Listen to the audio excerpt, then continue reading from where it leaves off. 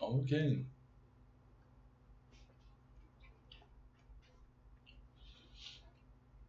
Bundesverlagerungskonkeln.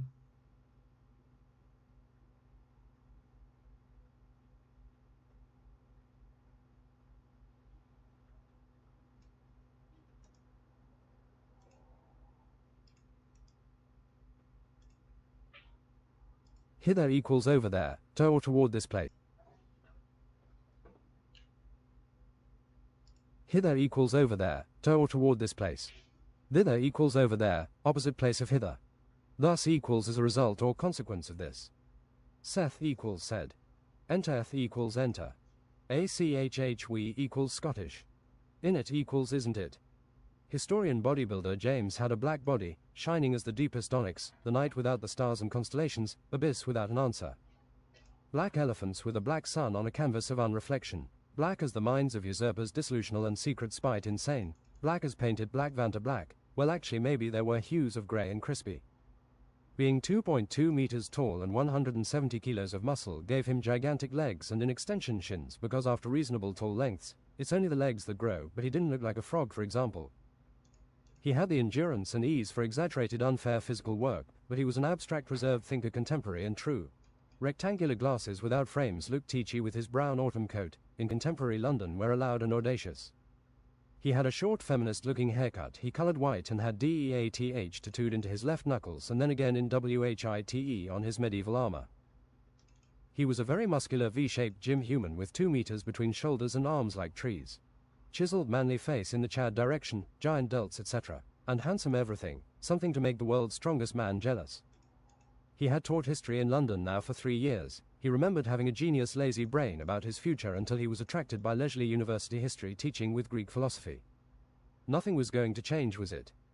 What was unusual with this backbone linebacker build or combination wasn't endurance or speed, but the clever mind indeed, speaking and being a thinker first, a surprising gentle giant, a nerdy 140 to 150 IQ. Being strong and smart was awesome. Obviously it felt like being kindly recognized and your best theoretical version today. If someone insults your triceps, you insult them intellectually. If someone insults your nerdy hobby, you throw him out of the window. Sometimes he was a gentle, fascinated, patient, observing, uninteractive person, seems related to strength. Being fascinated by butterflies, tear-jerking shimmering red dawns, women and the human condition. Some mistook it for complacency and insensitivity, but he could very actionable and emotional when it was finally time to act. He had a conservative energy and reservation sometimes but believed in left ideas, now being convinced by monologuing people although giving everything a chance. Maybe he showed a less conservative side when speaking. He had a brown pet continental giant rabbit that ate vegetables for him at £100 a month, called Sigmund the Destroyer after his deceased brother Meatshank no vegetables. He had an expensive apartment in London. All apartments in London are expensive, where everything was sleek, futuristic, black and white, artsy and claustrophobic. It was just 110 square meters, but he had fit in a lot of furniture. He was materialistic about his apartment, his TV, everything had to give an impression of course, exhausting and a look into his mind. Artist on vacation, everything had a place. It's like the start of the Fight Club movie. He was good at memorizing parts of history. He had the complete history of the world series, memorized gistly in 15 books, but thought it didn't go deep enough. What was the point of the left revolutions of South America? That's more important. Turns out when you're a thinker you like getting to the bottom of why and how things work, fascinated and unrelenting, unwavering, as you need it, every thinker taking the same path, not noticing each other. Curious in a way doesn't always make sense and exhausting to exert and listen to, but to get things going sometimes you need to have an extra fire lit under you. Every personality, maybe out of 16, has their own kind of introverted under fire, and a time to fit the intensity. 95% of people are thinkers. We're not chimpanzees, thought James, mixing his protein powder with cocoa powder and creatine in a white tank top. The V-shape gleamed good in contrast to the white. The room was comfortably dimly lit and would tell him to sleep if he had listened to his body. In recovery for perfect recovery, he was in his routine of gymming and reading, both making him smarter, vascular and, through, language. The feeling was light, hovering and lightly touching subjects.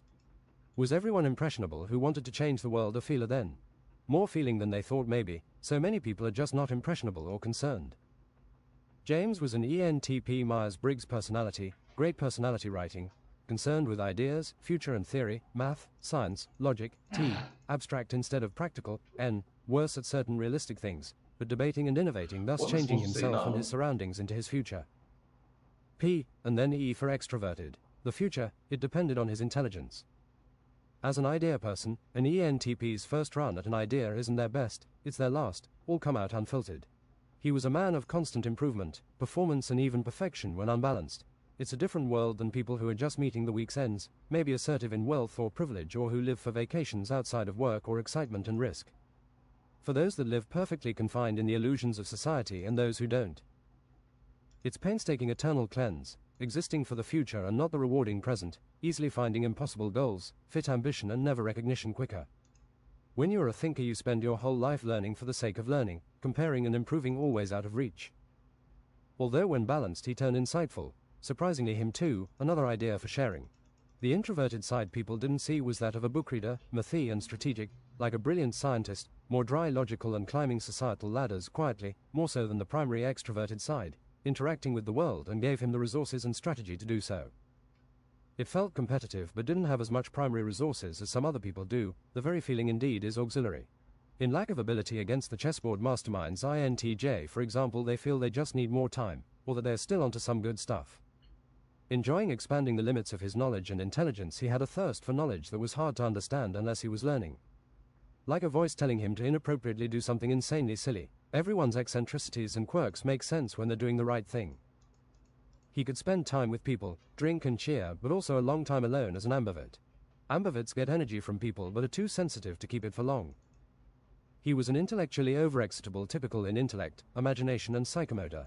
Incredibly, excellent active mind, extreme desire to understand truth, to analyze and categorize and think about thinking. He could be a lone wolf, but not as bad as the introverted thinkers. The ENTP is the extrovert with the biggest introverted side.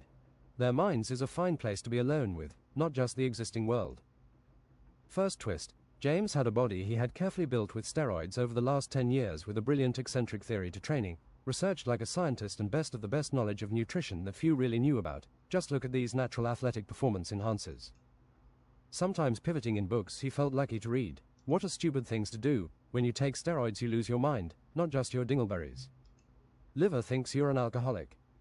He had figured out a way back with foods that increase learning speed and problems, but if there was only a way, like with magic, things could be solved.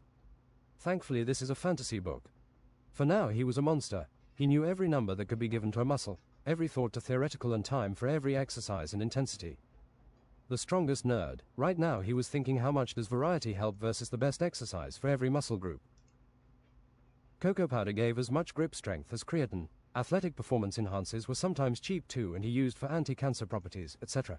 He used 6, like nutritional yeast, spirulina algae, black peppermint oil, fenugreek tea seeds, maca roots, ashwagandha, rosenroot and a nitrate diet, giving him a whopping 50 to 60% increased athletic performance, exactly endurance, speed and strength.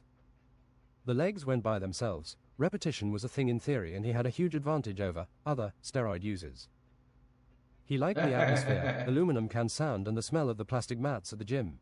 Gym luxury affected him a lot, like there's the reward he's looking for his efforts. Thusly pinnacle beast musculum felt like he could just add more and more weight on some muscle groups. It really was an unbreakable endeavor. Which movie am I referencing? Like a hero, he was supposed to have this perspective and position. He was a gym monologuer, ever chiseling at the perfect gym session and advice. Philosophized, did he feel right in the muscle contracting, or was it a fake distraction? Which contraction is a distraction? His small perfect packages of advice, like a tweet max 280 letters, in the gym, the ENTP being the best to synthesize their thoughts into coherent, well-worded exactly what they meant. Twist 2. He fought in old-fashioned medieval games, knight style. They really exist as long as you can afford the armor and don't hit below the belt. He got excited for the Knight World Championships as much as anything. His first weapon of choice was polearm because it could be used as a spear, slice on the front or hammer at the back. Secondly, a giant Japanese two-handed katana, nodachi, he wore in one hand. The dual wield was unrelenting and looked truly cool. He could swap the wield for defense, an elongated thick glaive shield, meaning it was sharp as a sword in the end. Often you can smack, stun and stab with your shield in combat. There is more to this simple defensive position. Maybe the enemy is so within the reach of the shield length, yet trying to go through. Full black-grey plate armor, gilded gold some places as a third color, or arms and legs free, both had their advantages. Better with a shield than armor if I could just choose one, thought James strategically, masterfully and a bit playful competitive. Block and slash where my arms go. A crowd favorite was his armored boxing. Everyone loved Knight's boxing furiously. Some of these guys stun like a warhammer with their fists. With weapons like the polearm, James also put 4.1 decimeter glaives into his right gauntlet. A polearm is only dangerous at the pointy end. Closer attacks were stabbed with his gauntlet George double unicorn pants. Are we gonna remove double unicorn pants? I don't think it worked out. Okay, so where we were in the book is right into the 9 circles of hell.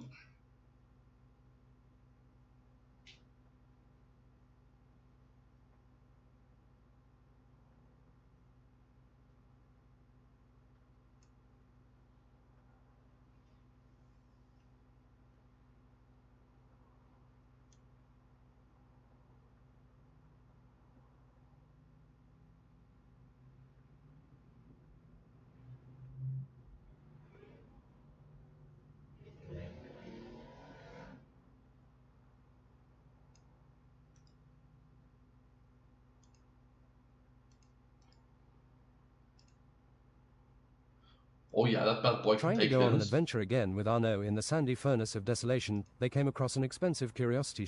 Arnaud is a very honest, thickly accented French assassin.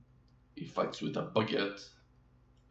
Trying to go on an adventure again with Arnaud in the sandy furnace of desolation, they came across an expensive curiosity shop. James could not buy many totems of silver, voodoo tablets and skulls with candles before his money would run out. "What's that over there?" James said. "It's a key you put into your keychain." It was black and smoking, looked like a pillar of agonizing victims. "Do you know where it leads, stranger?" "No, these planes get stranger wherever we go, needless to say. I won't come here again, and you won't ever see it again. 4,000 quid to tickle your mind. I'll buy it from you if you decrease the price a little bit. Who do you think is going to buy it for 4,000? Do you know what this cost me?" The bent-over man talked like a mystic victim of great adventures. "Do you know what it cost me to get out?" Bending forwards, magic stopped hiding scars and a completely white, dead eye. "No, but I'll emphasize. 3,000 quid then, you better buy it. Done deal in it. What is unknown and worth so much? Don't throw it all away," proclaimed Arnaud, eager to speak about his economic French mistakes. "We'll see." Activating the key, they fell through the floor and entered in what seemed a rabbit roll of strange furniture and animals and abstract paintings, but he wanted to follow it through and make it logical. Falling, eventually things sped up and it got hotter and brighter, so fast it was agonizing. There were lava streams on the sides and a bright light started emanating from inside them. Just when they thought the fire would tear apart and kill, they exited on a hellscape. "Where did we go?" said Spartacus.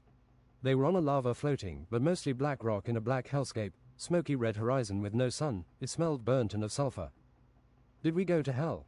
"No, why would hell be a plane?" They found a party next to a giant French-looking giant gate, or castle looking next to a bridge. "Ah, a new recruit," said a hero-looking blonde with golden armor, hair and double chin. "Welcome to hell, the lowest level of the elevator. We can't get out, can we?" "No, well, really, as long as you have a keychain and you're not dead, you can teleport out here at the gates of limbo. Here are the men that knew no justice nor righteousness. They had no mercy and cowardly in adversary," he continued. "There's religion and hell. What's the bloody right religion, then?" Arnaud said, losing his previous conceptions. "They don't tell you. You're supposed to live religiously as a disciple and stop your wicked ways. That's the safest best, I think. That holds up. Because further down in the 9 circles of hell it takes a lot to get to." Another party member, an elf with a wild beast bow, stag horns, white blank eyes and a belt of daggers, said, "We are not omnipotent. The best judge for your sins is your own consciousness and heart. If you do not think things you've done are so bad, they're not maybe. Wickedness gets you a long way here, not being lesbian or owning the wrong sacred cup."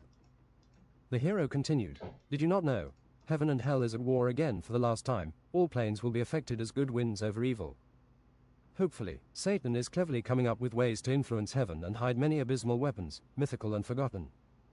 We are going to raid hell at this time, swipe the contraptions, riches and weapons, Then make our maybe there own is something powerful else rain on after our hell. ninja."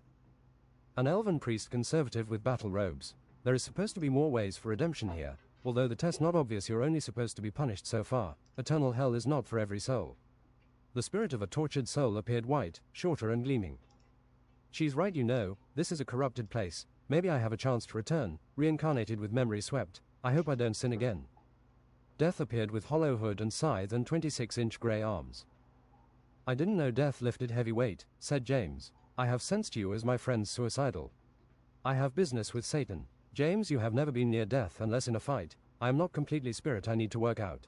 Bony arms does not swing a scythe. You can also choose to die forever here, never to be tortured again but also never reborn. Don't choose it, it's literally surrendering your soul to Satan. If Satan takes over heaven, there will be hellspawn and smoldering hellscape everywhere and people will be unable to choose between right and wrong. Every good person will be stillborn, a feast for flies. We can convince Satan to renounce his throne, give him power and territory somewhere else, but there are 13 family members related to Satan who will have to be convinced as well, or they can take over his reign. Good enough to progress, maybe. Maybe we should aim for this, said James. If hell is ruled by a weaker sister, maybe things will stay under the lid. It was time for him to use his whole brain and heart. You raiders should consider forcing him to renounce with force, said Death. I might help. You have high cholesterol, French Arnaud guy. Keep smoking. Arnaud threw his primitive cigarette away. What I'm really feeling is how close you are to a heart attack, said Death. It feels like hot arguments, like with high blood pressure. I can feel it too, said James. All through I am conservative like Burke, don't let it enter your mind to try and kill me, James, Death said psychically. James' instincts were flaring, that was very specific. He's giving it away, but what would I gain from killing Death? He knows about the unholy strike. James kept pondering this as everyone talked in a circle around him. The hero continued, all food in hell is at least 5,000 Scoville, tastier things might turn into ash in your mouth, the coffee is burnt even for Italians, there's only variants of chili as a spice, thus there are baths but the water is boiling. Satan appeared as a 4 meter red spiked demon, but darker as a black spirit. Communicating like a telephone. What are you lot doing here? He said unintelligently. Your gambit with heaven will lose everything to us, said the hero, brave indeed. You can't descend past the fallen angel yet breach our castle at the edge of the abyss. Nice tricks of the mind, Satan, said James. It's true, you are chanceless against me as well. Find your place on my corrupted court instead, go all the way in sin. Believe in yourself, not God or religion. Sin 1,000 times, come to hell a legend. James realized now Satan was an ENTP personality type, a real devil's advocate. What is buried may never surface. Satan disappeared in a black swirl. The elf priest said, here in Limbo, the first circle, you can find lots of petty things taken too far, in arguments, bad decisions after lovers leave, suicides and good people making some bad decisions. I feel tired, hungry, hot and thirsty, said Spartacus. Spartacus is a 5-meter long giant rabbit. I feel tired, hungry, hot and thirsty, said Spartacus. You're always hungry and thirsty in hell, said the hero. If you have muscle or fat, they will wither. Everything is on a timer for the living. James said, I know what can break a castle siege, black dwarf artillery, I'll be back double quick. I'm not going to sit around waiting, I'll join you, said Arnaud, deciding intelligently in the moment. James came back stocked on food and drink and mana potions. Arnaud pushed 2 black dwarf bombards and scrolls of ushing in more artillery, teleports. I also brought Wizard Yensid. A BUTT magician is never late, Yensid said like a hero, hands on hips, elbows out. I'll slow my metabolism down to stop withering. He's not inspired by the streamer. I'll slow my metabolism down to stop withering. The party entered the gate and over a 100-meter bridge, true river of fire, around to a giant courtroom. Inside stood a 7-meter giant blind with slits for nose, gavel in his left hand and sword in the other. Grey and cut flesh, he had smouldering wings. Court session in order.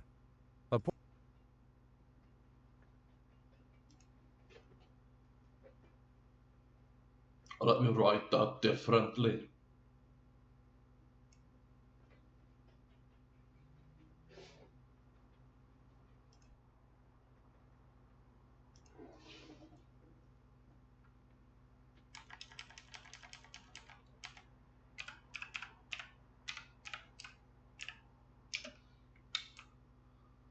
Vertical slits for nose and eyes.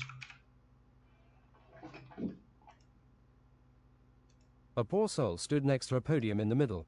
Imps were laughing disassociated and pale souls and ghosts sat in the rising seats. Please, I never did anything illegal for my company. I just needed to keep the company alive. So many people depended on me, mortgages, salaries. I do not have eyes, but it allows me to smell your lie. You did illegal laundering for years. paying taxes when you could afford it, you killed Christina Stewart, pushed her into the rails of a train so she would not uncover your smelly corporation. Fourth circle of hell, he said ultimately. What do we have here? A party of alive sinners. I am Ouroboros, the judge into hell. Pray I don't smell your lie. We. 2 murderers here and 2 glutton, Arnaud and James. Ouroboros took a long pause, then said surprisingly nice. Killing people is seriously bad, guys. Who are you to decide if someone lives or dies? Remember not to be cold-hearted. This going to go wrong for you sooner or later. I don't mind waiting. Yes, I will go easy on you as you're alive. Gluttony isn't really the bad unless you deny someone food often or unless you take it into extreme fat and pigsty directions. Bodybuilders are the second biggest gluttons. Did you really think you needed 10.000 calories per day? Look where I got for my sins. I thought I was in the final lap of winning, running away from everything the fastest. I didn't know my savory lies could only take me so far. I know yours through intuition, Ouroboros. If you work in hell it must be punishment enough, said James conversationally. There is still alcohol and haggis pie for my services, he said abruptly. Look Ouroboros, we want to enter hell alive and cause havoc, abrupt Satan, benefiting heaven. I remember heaven, maybe I can still visit my family someday. My burnt wings are that of a fallen angel, but you want to enter hell willingly. Seriously, hilarious, I will grant you passage thus. I try to get people into hell, you know, anyway, and I'll keep the gates open if you return. If you're alive, you can choose to help souls absolve their sins or punish them. They all lie, but be a good judge. You can't put the wrong man into eternal hell. Here we see the value of true regret. Obviously don't fake regret, understand what you have done, feel the victim's emotion. They went until the elevator of hell, always late and got to floors randomly, gets stuck to fool you and you feel extra awful if you fear elevators. Magically it got wider for the whole party and opened glass windows so they could see souls agonizing. There's so many people here. Into the circle of greed and religious misuse. Priestess, here lies those that did everything wrong and then said in the name of God. In fear, hate and negative religion. 4 generations of crusaders lie here, toiling in work and hate, they died for nothing. Christianity didn't do anything holy in those lands, nor were their sins actually vanquished by the artifacts and priests. Those that killed and tortured homosexuals, zealot and frantic. It was the kings who wrote in the Bible not to love a man, not Jesus. God acknowledges almost every animal species have gay thoughts and urges. Funny how it doesn't produce any children through. End my misery here, said a faint soul and body, and take my amulets of gold. I seek it no longer. Another said similarly, I earned maximum dollar slowly poisoning my city, my people. I look the other way and thus the blood money I cannot spend. You will spend it better. I think God Janus, God of wealth, will trick us. Don't accept any offerings of gold. They came to a boiling gold pit with paths. Here are those who cannot resist shining gold even in hell, who are nothing without capital and power. They will be lost and fall in again. James breathed frost over the gold pit and cut himself some gold ingots. Here's treasure 101, anyone want an ingot? James, said Arnaud, we should carry more on the way back. The hellspawn fight with golden weapons here, said Priestess. Benefits of working on this plane. They saw a red goblin man pour molten gold into the throat of a man, torturing him. He fell on the ground sideways and sounded like an ingot, immovable. Poor soul, saith Priestess. This was one of the greediest religious French men. He absolved sins based on their income, worked to make the Church of France rich, making it materialistic. The goblin man with hooves spoke evil, but true enough. He played powerful like a politician and made laws unreligious. His power grew for power. The poorest simple man can have the most righteous soul. Spartacus went to try and comfort the soul, but he didn't move. They had to cross a swamp that was mostly black and boiling. Boiling arms reached and grabbed them with the force of obsession. Some skeletal and black skeletons. In the middle of the swamp was rocks with veins of flowing gold poured 15 meters high. Gold flowing like blood, I shall return. James. Here the greedy and powerful sit at the top, but with the sinners at the bottom, said Arnaud. It's still the same. Our extra hairy smaller minotaur pondered the swamp, golden armor, pristine jagged sword and silver nose ring. A guard you wouldn't want to encounter. James swished with speed technique, fought quickly, parried 3 blows in a row and then cut the minotaur from kidney to shoulder with his blade. The bull sounded like a demon and went down evil and maybe a hint of privilege. This is full gold armor, thanks Circle of Greed, let's keep this. James. I'll make this look good. Arnaud put on the oversized gear and made his black suit more open. At the end of the swamp the ground flickered red. The dead and boiling came up the swamp, agonizing and slow they obeyed attack. Security Chief Esam, not necessarily the streamer, has been alerted of your presence. A hooved human goat with pitchfork, miner's beard, skinny but large belly and curve-horned 3-laps stood and worried with an extra large underbite. You really think you can attack hell? There are standards here, bylaws, you have cut me in for the share at least. He spoke with a lightweight nerd voice sounding foreign. How much? Said James. 40% to betray Satan, I'm on his good side. Beguiling and awful. No way, said James. A red gem on his pitchfork emanated red mist as the dead flew like projectiles unto James. Corpse explosion. The bodies exploded, splattering blood and intestines. James had protected himself in elemental spirit, the blood shaman. At least it wasn't horse explosion, said Arnaud. James slashed and executed strikes wise, but the pitchfork could have been made of diamond. James did Stylo's arcane martial arts, kicks, chops, combos and thundering knees, breaking his defense intelligently. James made a 5-inch punch to knock him out, but Isam got up, clasping his head sturdy and confused. James cut him 8 times in a white mist and rainbow energy rays from slicing gleaming tornado. Steroid hurricane. Isam got critically hit and his eyes whitened finally. He fell to the floor painted in blood. Yensid froze the swamp ledges masterfully and farted an ice spear into a coming green undead. Okay, that's it, let's go. A pitchfork was thrown into the back of James. It hurt like a gym machine breaking. Remember, he learns the steroids is bad in this book. A pitchfork was thrown into the back of James. It hurt like a gym machine breaking. The security of Isam doesn't give up that easily. Bloodied Isam conjured another pitchfork with black magic and 2 beside him attacking next to him. Brilliantly, Isam deflected a Colossus hit from James, then another to the left. Isam tanked the hits like he was a superhuman. They clashed like giants until James went. The difference is too big. Goodbye, go down, giant. Antlers of SEDATING, rosehip and finite lifespan. James crushed his insides with an implosion punch and broke his armor like church glass. It sounded like church glass too. His eyes whitened and he went to his knees, then fell face first. Another golden minotaur awaited them entering the gates to another section. Guards. Rear driving BMW parking, asphyxiate. Yensid started flying around in the air ass first like he was pulled by a rope, then hit the minotaur in the face with his ass robes. The minotaur, hit by dim ass Mac, instantly died. We have a wizard amongst us, said the hero. Praised be the heavens, said elf priestess. They had to climb sides of red mountains and slide down rugged mountain foot. They met many monsters with expensive... I'm not actually very religious writing this.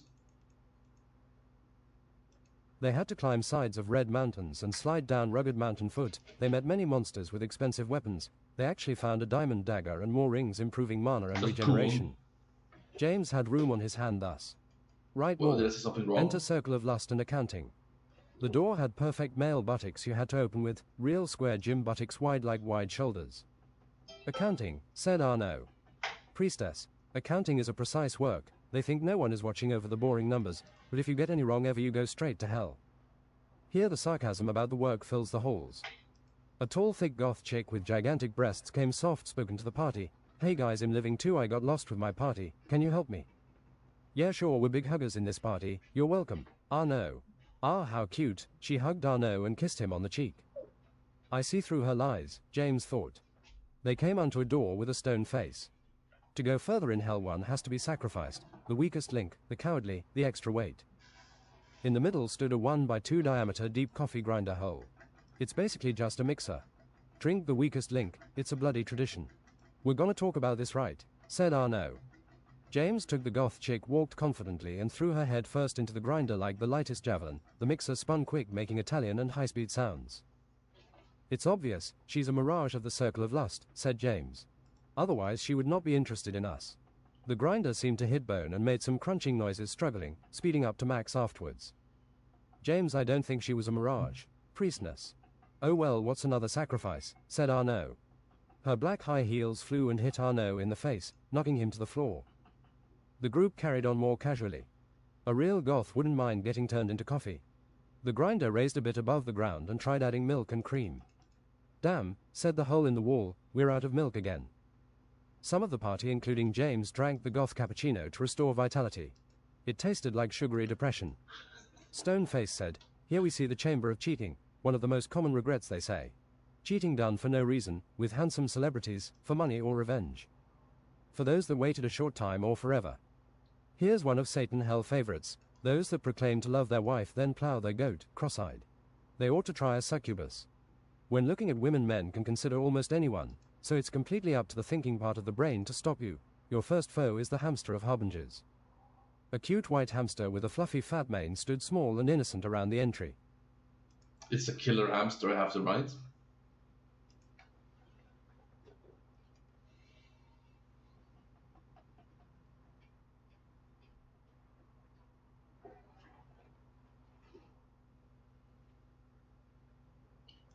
What are we waiting for? Said the hero and approached cleverly.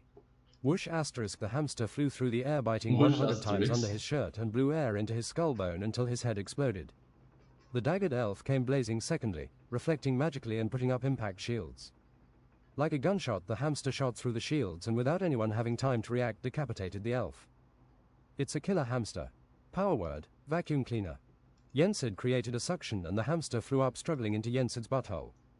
They came upon the plains of harking grief and pointless suffering where there were many prisoners. Priestess, here lies a cheater known in the history books. She kept cheating voracious for years, undermining his husband's trust. When he found out, she divorced him and took his money he had worked on all his life as a millionaire. He tried suiciding, but it didn't work. He is handicapped and a monster thus. Help me, I'm innocent here. I shall see your judgment fit, said the priestess and imprinted her shoe size in her face slowly, resting on her staff. Her body seemed weak and dissolving a bit. Help us. James heard a voice through the wall, surprisingly with his sharp unaltered hearing. He punches thus, like there never has been any steroids. 5 armored giant battle rabbits unsealed thus, about 5 meters long, 3 meters tall like the polar. We're raiding hell, come out in it. I'm Bloodmonger the Unclean. Bloody Mary. Undying Chest Day Gregor. Unreal Battlemame Undertow Jr. Brick Hellforge. There were also alive prisoners and many beasts. They kept smashing through Hellclay. We've been sealed away here and forgotten, too dangerous for hell and earth. You won't regret releasing me from this beastly campaign. How can I assist thee? It was a black belt robed kung fu man with goatee and twirly moustaches. James wondered just how many things were deep and hidden in hell. He went behind the prisoners undistracted and put his spiritual hand on the wall. He felt something faint in life, but clear in wanting to be rescued, like someone's last day's heartbeats and glorious ending. James punched, twice, thrice, through and again, rumbling and excellent devastation. There was a room of a shackled angel, wings bound and black magic manifest. James dispelled and unshackled, thus healed. I was never supposed to be found. Those were the odds. I have been here for 1,000 years, tight, coarse and hungry. If I deserved to be found, I would be. The angel flexed his wings. Yet now it will become Satan's fall. Archangel Japhiel. He hoosed speedy wings up out the tomb like at constant speed. You red orcs are going to fight Satan, right? You better shut your mouth or we will fight you. We're getting out of here. I am not so stupid. I regret everything I've done. Deprivation favors the bold. I'm not going to risk dying for Satan, laughed an orc honestly. An even redder orc said, I could fight hell, but I'd rather find my wife. The prisoners were here, don't you see? Said James. Then she isn't here, but she is alive. I can feel it. Feels like a relationship loving, love understood perfectly. Unto Castle Black. This is going to be a huge siege. Ah no. They cast the short-range teleport spells, rushing in men and artillery. There was a castle with drawbridge wide in sections and a little bit of triple wall sealing the only entrance into the next section. It had 38 towers on towers, growing bigger in the middle like a castle infestation, 100 meters high. Armies exited the grand drawbridge as the remaining party unleashed portals, ushering in their siege. Siege onages with fiery brimstone, black dwarf, black trebuchet and ballistas. Elven dragon cannon siege. It looks like a dragon's mouths, 3 Chinese flying crows. The ramp unleashed bombs with crow wings, and 2 culverins anti-artillery, outranges, resists artillery. The enemy had false goatmen, helix, hellbears, some brown orcs, mercenaries, red goblins and cruel giant dead white-colored beasts of variety. Skeleton siege spread poison over the walls with giant flaming arrows being fired and devastating hell bombards. The bombards needed to be destroyed. Start. A hell ballista shot at the raiding party, knocking people over despite their defenses, revealed a culverin shot in the middle of their contraption, dismantling it, collapsing it like an armchair. Giant double-glaved, in their flesh beasts lead the charge, hitting the ground mostly as elves flipped about. They flailed and ravaged. It took Arno buttoning up his black suit and sitting on top, stabbing with his double eternal baguette, a long time before it went down. The baguette assault cannot be ignored. The cavalry from the raiders swept in the goblins. They had pikes, but they were frozen and shattered, pikes and shields. Caltrops is the enemy of horses.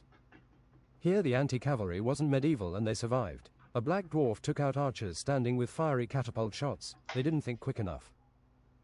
Write more here. The catapult got fireballed by a kingly dressed skeleton. He was opulent, square and crowned, looked like he just died. James pelted enemies with throwing weapons like a barbarian, protecting the siege. Hammerfiends enter. They were 6-meter dead white four-armed that turned into clubs instead of hands. They spun around and knocked people into the ground, formidable ever stuck. They had winged great helms and gritty dead white muscle. "There, shoot the hammer," said James to a black dwarf. The first ballista shot was blocked, but the second went through its heart. Soon it was going down like a giant glorious. Yensud was putting everything on fire. With Armageddon going down and a hurricane of fire around him, they died, melted, perished. The hammer fiends smashed through and knocked back randomly. It was ridiculous to fight like someone with 36 swords. The freed angel made work on the bigger enemies, knocking with his 2 holy maces. Weapons missed his holy aura, and time seems to move differently as the impact of the maces were powerful like a cannon. James thought the armies of hell were formidable. Lots of swords were parried as James fought skirmish. His golem arm and huge shoulder plate blocked, knocked people out and outranged weapons. Time for the dual wield again, katana and S-pole arm, just like in his first tournament where he was a wee bodybuilder. Satan was puppeteering the spirit of a death knight, hovering without legs, slashing with 2 swords black as a dream. No one could fight. Its slashing was savage. No one could damage it. It was a spirit from hell. Satan laughed with the puppet. He was playing on people's feelings by killing them. Heat up the grills. We have new people coming to hell. James went up and parried the puppet. Soon it was ferocious like a nightmare doll onto him. They parried right and left thus. "There is no cutting a spirit," said a dead mouth. James put his thumb on the katana holster. Unholy strike. Nemesis unsheath speed technique. A devastating slice. Everyone close stopped and looked shocked at the mention of the unholy strike. The puppet and its katanas were cut. He fell folded like paper and then burnt into small white pearls. Making a dent into James' stamina, he didn't use it twice, not on the hammer fiends plural. "Wait guys, let me just put the katana back into the holster again." The surrounding enemies ran away. Write more here. James and Arnaud jumped high onto the walls filled with goblin archers and swept clean, jumping into enemies behind the lines. He whirlwind and savaged. "There's the chains to the drawbridge." He cut them, and the gate mechanism, he broke it so the gate would remain open. Yensud had managed to sneak behind enemy lines, pretending to be an albatross salesman. "What flavor?" "There's no bloody flavor in it," he said to a goblin as he carried on. He carefully put his ass cheeks to a tower bent over, also filled with strategic enemies, and said, "Fart reverb, 1,000 baked beans." The flatulence grew and shrunk, exploding and imploding, taking larger pieces of the tower with it each growth. The tower fell slowly. "They are winning the ground battle. Close the gate." "It's bloody stuck." "Watch your panties." An orc smashed the foundation, making a rubble gate. There was plenty of castle. Just then the tower to the right went down. "Barge in, gentlemen," said a raider. "Move the siege." The flying crows were devastating explosives, aimed at the walls, and behind there was no counter. They had to count the casualties and jump from the center. There are such things as perfect weapons in combat. A succubus and a leather female raider were fighting. Kicking obscenely, they both got high heels in their eyes. Same time too. 3 humongous hammer fiends exited a corridor. It felt like fighting cheating again. Yensud clenched his butt muscles again and again until inhumane power was stored after 3 minutes. His ass entered a holy state and a humming noise was heard, piercing, similar to transcendence. He still had the hamster as ammunition. The movie effects would be slow motion and black and white as Yensud shot the hamster out of his ass like a railgun and critically pierced the 3 hammer fiends, going diagonally through the sides of their bodies. They fell slowly, giantly, arm above and back first and forwards. There was so much power being exerted, it was like the shot of man. The raiders cheered, ready to steal. Arnaud drank a potion of ridiculous sports. The French would do better, and his baguette formed into a longer baseball bat shape. With speed and godly power, thus he went from enemy to enemy, knocking him out and far away in home runs. The smack asterisk and distance was something to cheer be felt as a sports fan. From above you could see enemies being knocked away, but you could maybe not source it to Arnaud. When facing bigger enemies, he hit them in the knees. He came upon the baddest hammer fiend and smashed his kneecap like a French wineglass. Then the fiend got hit in the eye by a ballista. Arnaud smashed the fiend's skull like he was aiming to win a series with steroids, but it still got up tough and dumb and started spinning. James powered up his fire fingers for plasma. An undead figured out what he was doing and proclaimed, "Fire resistance, expert fire immunity." James threw one of his bombs, removing 40% and whatever afro hair the undead still had. Penance, shield of deepest hell. The fiend glue yellow-white and sounded like an expensive computer program. Damn it, alright, that's it. James got the weird feeling channeled, it felt kind of like being electrocuted. Red-white plasma lightning spewed from his fingertips. The Hellspawn was shocked and realized they might lose as the Hammerfiend was lit on fire and melted quick like butter. Melted bit for bit where James aimed. Heaven and hell was jealous of such temperature. Jens had wanted to show off his ultimate moves too and sent his ass into gear second. It would shorten his life and felt like sacrifice you should not cross. An everlasting warning by your body. Triple Ultra Ultimate Immolation Spectre. People had to cover their eyes as the last Hammerfiend melted from the Aslazer and screamed, melting into the ground like lava. It was not farting made for mortal eyes, it was just one vowel. You could look, but it does not mean you would understand. Wow, that was fart displacement, said James. Retreat deeper into the castle, were breached. Red Orc. As an emergency gate dropped from above, the castle was reinforced by spells and visible shields. They regrouped and could not go any further. Use the siege, bellowed a raider. 2 trebuchets loaded with magical ammunition 60 seconds later swung giant. Slowly it traveled in the air, hungry until it smashed through, above the gate, then exploded everything in blue nitroglycerin. Revealed, Satan has summoned another spirit. Satan used the power of Baron Samedi, sooty and black. He had a terrible couch-looking suit and top hat with a snake. He sat upon a giant coffin with member of silver souls. Don't go into the soul coffin, you will die and never be reincarnated. Raider.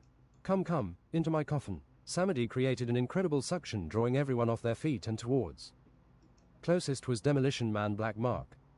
No, Mark, I won't let you go, said a half-blind assassin from the high heels. She threw herself in and melted into soul smoke and became one with the silver souls. Aha, let me crank and restart my coffin of endless circus. James came threatening, running, ready to strike Nemesis proud. Samedi cut him with whirlwind fate spikes designed to nail your soul to the floor. It was expected to stop him, but James powered through the pain heralike. Enjoy the view, said Satan, laughing as the spirit went up in smoke, turned into pollution. You need another user of the Nemesis Unholy Unsheath, said a powerful-sounding voice, wise and legendary. There, chained all 4 limbs in different positions on a spinning black stone wheel nailed, was God Nemesis. Revealed in siege, she had souls burning from candles, sword and dagger impaled and cut 1,000 times, some wounds a decimeter long. There was no blood anymore. I am God Nemesis, release me and I will raid thus. To release me you will be judged, take your bow and blow. James went brave forth and unnailed her limbs. I shall heal you with healing magic, help me team. I am a god, I will not die from this, or later. She held a sword symmetrical red and black now. The guard went down and protected her hand at 6 fancy instances. It looked like a Nemesis kind of sword. A third red eye opened in her forehead and she judged James thus. You are perfect, James, in the eye of justice and revenge, she said unexpectedly. You are conscious with ease of the world unfair and how you would receive and deal justice. You have purged yourself for no one watching. You seem to be someone like myself. Obviously I will not maim and languish. One should live like we will be judged in the end, learn for an eternal life and with deep hate retribute. James. Casually James then said, I think religion can really help a step with this. Very interesting. She had a massive black ponytail, egg face, tall, very wide-shouldered and muscular, arms and shoulders bouldery, large as her head. Crispy black-grey skin and red eyes. Huge six-pack. I am not just as blind, I am just colorblind. They spent some time regenerating her wounds. Her spirit grew as her aura. Satan will make no more black spirits, she intends to cut. As a god, don't you have to respect Satan and his role? Ah no. Spitefully she said, no, I don't have to, my reign is not limited much like other gods like that. Her large lips were grey 6-cornered stone. As you spit spite, I want to kiss your 6-corner grey lips, Arnaud Frenchly charmed. I kiss my fans. Smaller Arnaud got kissed long and grey while their heads did not align. They fought little until they came upon a grey courtyard surrounded by deeper castle. A giant ultra-muscular humanoid-looking vulture stood arching on one leg. It had bodybuilder arms instead of wings. It was a real bodybuilder. To trade blows and fight it was like fighting a giant. It bit Arnaud and slapped James. Many clung and fought the vulture at once, but it was until it started doing lightning impact magic they were really in trouble. James charged his impact fist going forward. The vulture met James for the blow fist against fist, but James was an absolute unit. It was a powerful blow both ways, but James broke every arm bone of the vulture. It shrieked after the fists had collided with the same speed. With one limp arm it still defended, then saw an opportunity to go for James again. The vulture arm shone with lightning. James dodged. He did a steroid hurricane cutting with the katana, slicing 6 times. And bloody it was. The vulture's eyes whitened and it fell on its back finally. Arnaud had managed to get poisoned by corrosive blood saltpeter. Skeletal mages had gathered power to apply toxic personnel. Somehow Arnaud had powered through and beaten the crap out of them in a baseball frenzy. You're on a hot streak. Don't run through the poison center and inhale the clouds. You deserve to be poisoned like this, Nemesis said. Now there is a chemist, poison and biological chemistry expert in the castle basement. He might join us or fight us 50-50. Alas, we have no choice.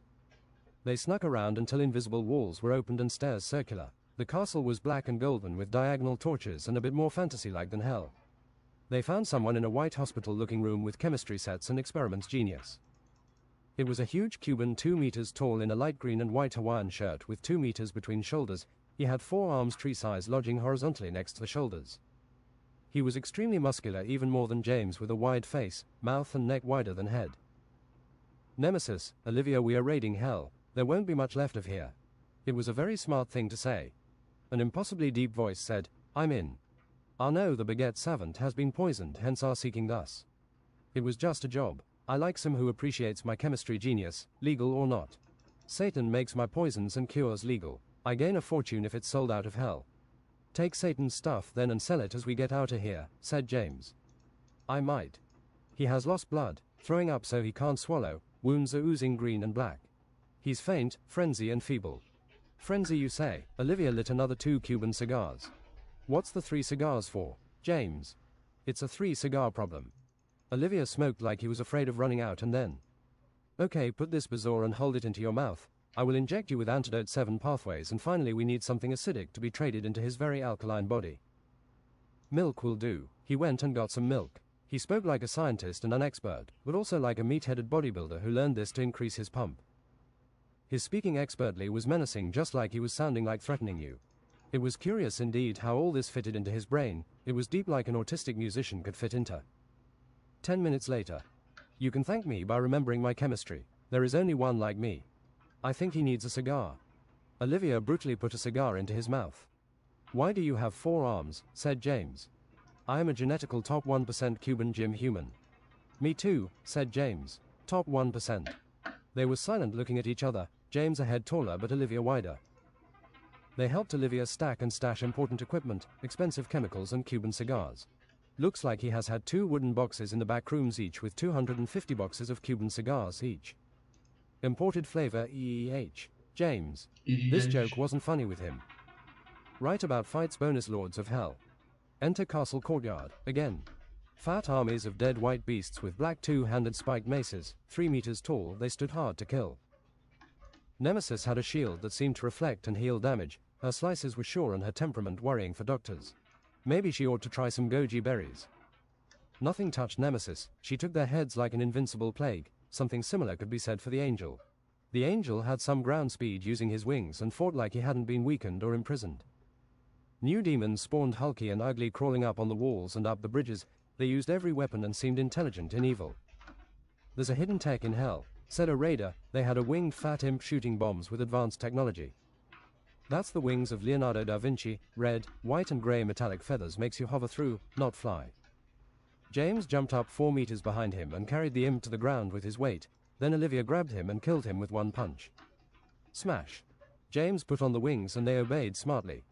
Nemesis cut through the last of the horde with an unholy strike. One of the unholy strikes requires wings, said Nemesis seriously. No wonder only one has ever known all of them, Arnaud said in the distance. As long as I have magical stamina, I can use fire, rocket, feet, drains my stamina fairly like swimming. Symphony of a Dying Star is the unholy strike of the airborne. You gather enough speed and distance to become something else, something floating seemingly spiritually in unimaginable speed, maybe because the spiritual can't keep up and becomes a blur. When you reach speeds you thought were impossible for a 3rd time, and a certain song being played by mental cruelty can be heard in the faint distance, their fates will change. When you know you know. Aim and hit your targets and destruction will be unleashed like eternal stars colliding in the destruction of everything physical and spiritual. I will remember all of this. I have a mind and presence for combat like an animal. Upward. James went with fire feet for targets and practice. I got to practice mana limits for this so I can break the speeds. Mr. Olivia grabbed a grey dead obesity and jumped instantly 15 meters into the air. He landed on the beast's head backwards and it exploded like C4. I'm going to do some magic I'm not used to, Seth Yensid. On a white dead demon, Wednesday transform. The demon turned into a frog. Put it into a cannon, James picked it up. "Aye, wee lad," a black dwarf agreed. They shot the frog into a darkness elemental, just an explosion of guts and blood. It shifted through darkness and the void, but blind, it got cut by Nemesis from behind savagely. James thought, in the air, an impact punch is just a punch. If I defy gravity and speed and punch moving my arm while flying, I need to keep it straight. James flew in a circle up and down, gathering speed with G-forces silly to calculate. The fattest 8-meter dead white mace demon knew he was tough, futile with their punches. Why would these enemies be any different?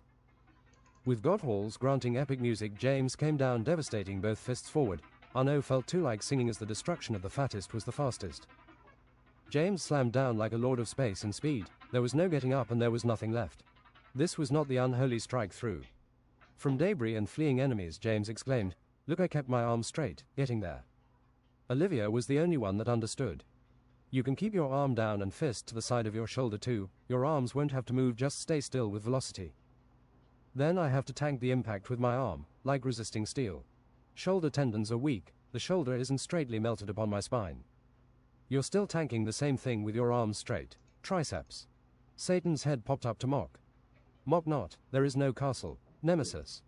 You think what I have in the depths of the circles is pink chewing gum. Be disheartened, be gloomy. I have all your loved ones and the fate of a realm at my mercy. Do you think I can hurt you like this? Said Nemesis. Satan's head popped off in smoke as Nemesis tried to cut Nemesis. Great-grandfather Shelby, proclaimed James. I will not fight with you. I am useless of fighting at this level anyway. He looked well dressed in black-grey armless suit, stripes with handkerchief and golden watch, grey cap and shining grey shoes. Wait, you're in hell, James realized secondly. How did you get here? I am guard over the potions and ammunitions room. I come from Circle 2 actually. I find it hard to believe you did anything to deserve hell. Crime. Did your grandmother ever tell you which gang I was in? In Birmingham, the Peaky Blinders. I organized racketeering and robbery. I didn't care for hurting people though. My heart wasn't always in crime, but one thing led to another. Sometimes you have to whack people just to maintain things. The things I did to escape justice, in defense, in survival.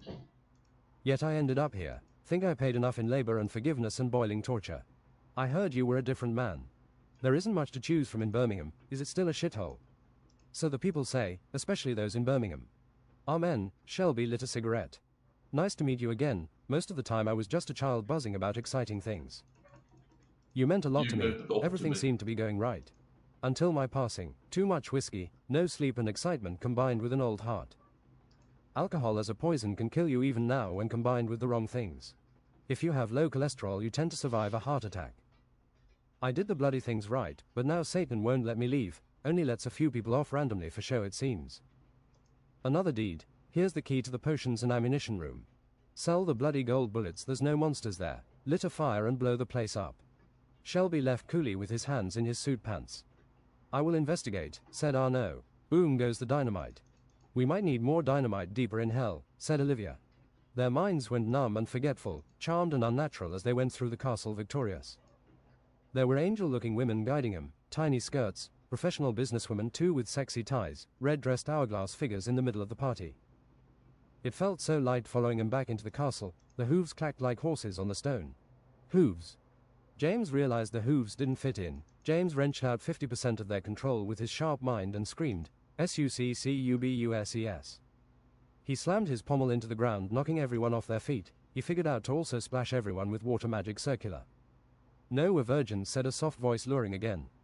Jens had pulled up a sheet of ice so they wouldn't charm off the nearby cliff. Be gone, thought. One raider still tried to kiss, but then got his tongue cut off, one dagger down his mouth and one in his throat. He was dying, but he managed to hit a succubus with his frying pan so hard she turned unconscious. The other succubus got the idea and started firing fire waves from their palms. I can't help I'm horned and hoofed, I'm beautiful. James and Nemesis did such tornadoes of katanas. Succubuses were flying like chicks in the sky. The succubus fled still firing. One pink succubus held her surrendering hands high. I actually want out of here, please, but Satan won't let me on procedures outside of hell anymore.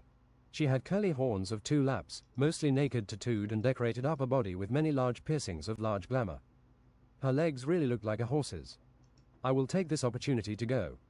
Say that again, Nemesis echoed, turned psychic with her red third eye. I want out of here. She's telling the truth, but we can still handle one succubus anyway. Look at these sinners, said Succubus Sabrina. They chose lust where they should have chosen reason, and now they are always ugly, cannot intercourse, and tormented. They will still ever chase, not ever fetch the stick. I won't mislead you into a trap, but here is the key to Satan's personal pantry, delicacies best of the world, indulgence in the best drink, food and smoke. Collected for himself and replenished where he can. She held a golden key with hollow triangle and a portkey of crystal clear ocean, water and waves splashed around a tiny beach. I shall turn this key and prospect. James. Follow me.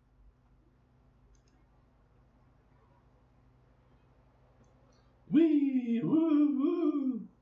I would be speaking more if it wasn't interrupting the book, I guess. I do speak a lot usually. It's part of the it's part of some kind of genius thing called psychomotor over intellectual overexcitability.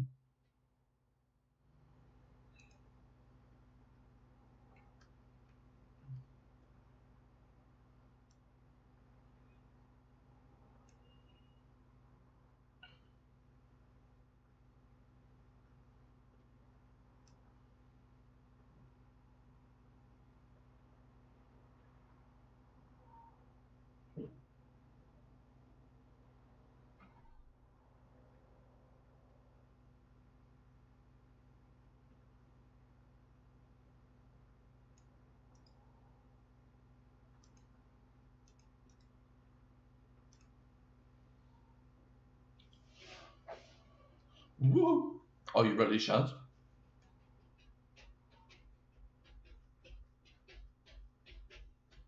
Enter rooms of 1,000,000 shelves of frosted artifacts containing fates. The portkey doesn't unlock anything unless you're right proper lost, cannot be found, under 10,000 kilos of weight, but you can still move at walking speed. They finally got the end of the room, into an opulent gold and black corridor, and then into a large kitchen and pantry, one huge table in a room besides. I help the few who need the pantry, she said mischievously. There's Ouroboros haggis pie and spirit, said Arnaud competitively. I dare you to eat the haggis, James. Succubus Sabrina helped them serve and explain. You guys are super powerful, right? We're getting out. She had her instincts to languish and maim but calmed them. I can two unholy strikes and flex stalwart, indomitable. James. I have beaten every large animal with a baguette. Arnaud. I am the best god for action and ploy. Nemesis.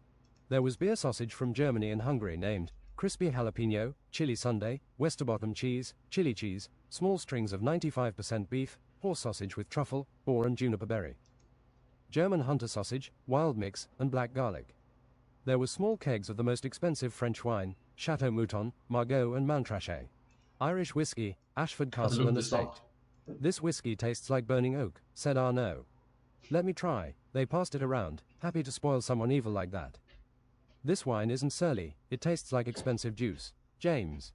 This is why I like red wine, drank like she had an eternal liver. Nemesis. 10,000 euro sake. They coughed, burned and felt elevated woodily around the table. Unpoison me Yensid, so I can thus drink more. Look, a rare 50% alcohol beer. Poison ivy. Raider. With the sausage they paired Wizard's misspelling, University Exam Edition. You only live once, Heartstopper gluten-free and Indian Cobra, royalty keg. Satan appeared larger and more demon than a spirit. Isam will come and flush you out. I will not show myself and fall for this. Great stuff. Have any more? Said James mouthful. I would like a whole salted salmon. You will pay for this. Satan pointed a shadowy finger to the pink succubus. James realized his mistake and threw himself in front of Sabrina. Satan sent a black orb with a hurricane of darkness. The orb tortured James and was hard holding onto. He held on weakening until Satan puffed into dust at Nemesis unholstering her sword. No one has done something nice for me, they never do, said Sabrina sulky. You were born here, implored Arnaud, mind blank like a canvas. Succubus are born demons in hell, fairly evil punished between beguiling behecks. She opened a cabinet with cigars and pipes. There was spiteful snakeweed, lethal lavaland leaf and gourdweed vintage. They distributed pipes and smoke. This will replenish your mana, said Sabrina, mostly catching Yensid's ear. Huffing and puffing silence. I don't fully get this spiteful snakeweed, I want some more through. Blue Mountain, the best cigars in the world, made by elves without manners. Raider. Feels like I'm pulling down roast beef in my lungs. James. This coffee tastes like expensive chocolate and Brazil nuts. Angel. Let's try every coffee. James. I have time, I will make the time. Raider. James and Succubus sat on a royal green and gold laying couch and relaxed. James' stretched and skinny succubus sat like a princess on his meaty legs. She pulled up into a fetal position mostly on James' chest. He hugged her and they healed each other in silence. This coffee is almost as aromatic as perfume. It's basically clawing out of the mug. Raiders. That tastes too burnt for me. Raiders. If you just focus on the burnt, you're not gonna like Italian coffee. Raiders. I'm going to put some bourbon in my bourbon coffee. Raiders. Satan had some seriously smelly cheeses. Spanish hard cheese, Gouda and black Swedish monk's cheese. I bet those Swedish monks commit a lot of sins for their cheese. James felt truly happy as he tried every It's cheese. a dumb joke. Free exquisite cheese. Think Thus about he me. tried haggis with sprinkling cheese. Earthy flavors can be pristine. They have baguette, no, said James like he whispered a secret language. I don't like just baguettes. Exquisite cheese tastes more expensive on baguettes. Give me some eggs, procured ham, or beef patties. Beef doesn't taste that much. How do you solve this problem culinary, no? It still has its place. It's unique. Arnaud hoped this would be enough explanation. Most of them skip the vodka, bourbon and high-spirited drinks. The Cuban taste is the flavors of the sea. In a kitchen I feel like a mother, don't tell anyone. Olivier enjoyed himself in too small equipment. Soon he had made a lobster, langoustine, king crab paella with shallots. King-size serving. This lobster is good. Obviously. Try it with some blue cheese. EHUEG, no. No one liked the blue Stilton, expensive as it was. They passed it around like a trial. Drunk Arnaud and raiders started fighting with baguettes. Bring it here, I'll show them in its sac a bleu pain au chocolat c'est la vie fromage mountain. No one could beat his baguette power, although shaky and insane. Arnaud and a raider put saucepans on their heads, intimidated in a circle and then rammed each other as hard as possible. Your baguette has reached its length, the time is up, said a mercenary raider. YEARG, they ran like rams and collided shoulder to shoulder, both forgot to time the swing. On the floor the raider laid, comfortable in alcohol percent. Get up, I'm not done with you. They charged again. Clash. Arnaud had cut through his opponent's baguette and his shirt. The mercenary bobber Sven fell white-eyed down on his knees. There is no victory against Felix Arnaud Sauvage.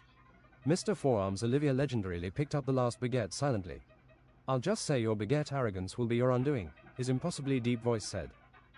Arnaud combed his hair, both took a double grip on the baguettes.